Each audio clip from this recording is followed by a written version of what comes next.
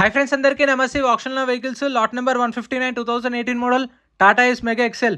Life tax ఉంది. Diesel vehicle original arts ఉంది. మెర్చల్ ఆర్టీ ప్రైస్ 3,00,000 నుంచి 3,50,000, 3 లక్షల నుంచి 3,50,000, 2018 diesel vehicle with original arts ఉంది.